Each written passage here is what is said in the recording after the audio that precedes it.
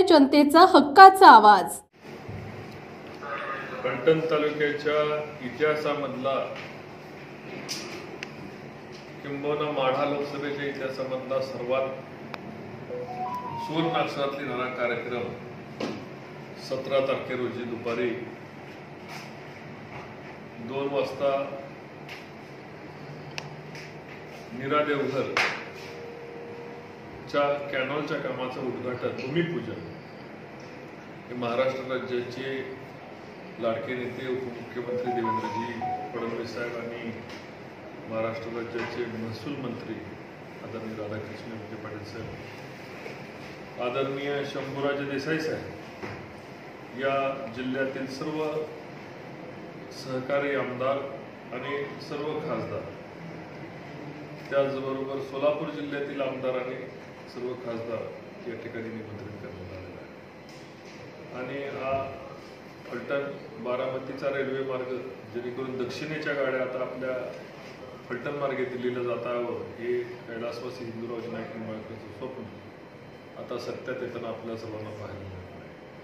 नीरा देवघरसाठी केलेला त्यांनी संघर्ष, त्यांच्या संघर्ष मृत्यूनंतर का होईना त्यांच्या या पाणी फलटण, माळशिरस, सांगोला, पंढरपूर या दुष्काळी तालुक्याला जाणार आहे, त्यांची इच्छा आदरणीय देवेंद्रजी फडणवीस यांनी पूर्ण केली। याचबरोबर दुष्काळी भागामध्ये जवळपास 75 गावाला असणारं पाणी, धोम-बलपडीचं पाणी हे केवळ 3 ते 4 महिन्याचं पाणी होतं, त्याला बारमाही करायचा निश्चय, ॲडिशनल 0.93 TMC पाणी आणि झिरो वॉटरचं जवळपास अर्धा TMC पाणी ऍड करून त्याला बारमाही करायचा निश्चय आणि त्याचा लाभ फलटण तालुक्याला देण्याच्या दृष्टीने, तर 0.93 हे फक्त फलटण तालुक्यासाठी, संपूर्ण धोम-बलपडीच्या क्षेत्रासाठी नाही, तर 0.93 हे फलटण तालुक्याला देऊन बारमाही करायचा निर्णयाची आपली इच्छा व्यक्त केली। माननीय देवेंद्रजींनी या तालुक्याच्या, या मतदारसंघाच्या सर्व इच्छांना मोठ्या ताकदीने तथास्तु म्हटलं आणि रेल्वेला आर्थिक तरतूद करून दिली। नीरा देवघर तर जवळपास 3,975 कोटी रुपयाच्या या प्रकल्पाला प्रशासकीय मान्यता देऊन आर्थिक तरतूद करून दिली। धोम-बलपडी कालवा जोडला संपूर्ण आर्थिक तरतूद करून तो आता त्याचं काम उद्यापासून चालू होईल आणि 3 ते 4 महिन्यामध्ये त्याचं काम संपून धोम-बलपडी आता बारमाहीकडे वाटचाल करेल। याचबरोबर फलटण तालुक्याला हवी असणारी किंबहुना पूर्व भागामध्ये ड्राय पट्ट्यामध्ये लोकांना हाताला काम मिळण्याच्या दृष्टीने एक मोठा उद्योग समूह आणण्याच्या दृष्टीने आपण प्रयत्न करत होतो। MIDCची मंजुरी देवेंद्रजींच्या आशीर्वादाने MIDCची मंजुरी झाली।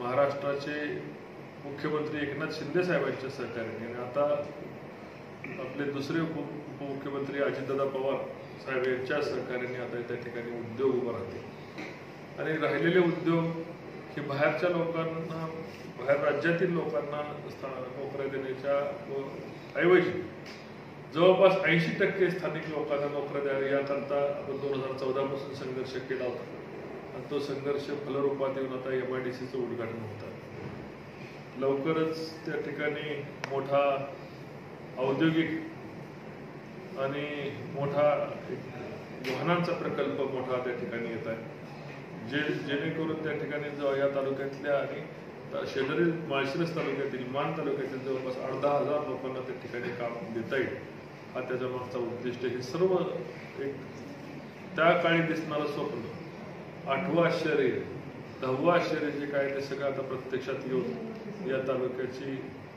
स्वप्नपूर्ती या आणि माझी वचनपूर्ती ही आपण दिलेल्या लोकसभेला शब्द की नीरा देवघरचं पाणी माढा मतदारसंघात आणि रेल्वे चालू करेल, MIDC चालू करेल, हे सर्व शब्द म्हणून वचनपूर्ती मी म्हणते, सर्व शब्द 17 तारखेला पूर्ण होणार। म्हणूनच मी त्याला एक सुवर्ण अक्षरात लिहिण्यासारखा दिवस असं म्हटलंय। या कार्यक्रमामुळं किमान 10 ते 15 लाख लोकांना फायदा होणार आहे आणि कष्टकरी लोकांचा ज्यांचा पाणी नसल्यामुळे ज्यांची मुलं मुंबई पुण्यामध्ये कामाला जातात ती मुलं आता आपल्या गावाकडे माघारी येणार आहे।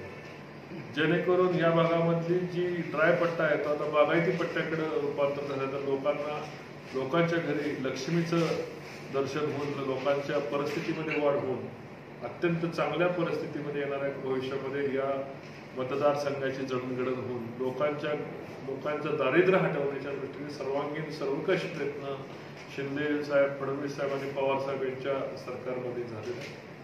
मी या तालुक्याचा सुपुत्र आणि माढा लोकसभेचा खासदार म्हणून एकनाथजी शिंदे साहेब, देवेंद्रजी फडणवीस साहेब आणि अजितदादा पवार साहेब यांचं मी आज आपल्या रूपाने मी आभार व्यक्त करतो. आणि या कार्यक्रमाला फलटण तालुक्यातील जनतेने लाखोच्या संख्येने उपस्थित राहावं अशी मी या आपल्याद्वारे सर्व तमाम फलटण तालुक्यातील बंधू आणि भगिनींना विनंती करतो. कार्यक्रमाचं स्वरूप असं आहे की 2 वाजता नीरा देवगरचं पूजन होईल. 2:30 तिथून म्हणून आपल्या तालुक्याचे नेते प्रल्हादराव पाटील साहेब यांच्या निवासस्थानी चहा पाणी नाश्त्याचा कार्यक्रम होऊन प्रल्हादराव साळुंखे पाटलांचा भारतीय जनता पार्टीमध्ये अधिकृतरित्या त्या दिवशी प्रवेश होणार आहे. यापूर्वी त्यांनी मला लोकसभेला सहकार्य केलं. त्या कुटुंबाने माझ्याबरोबर कायम स्वरूपी सगळ्या राहिले.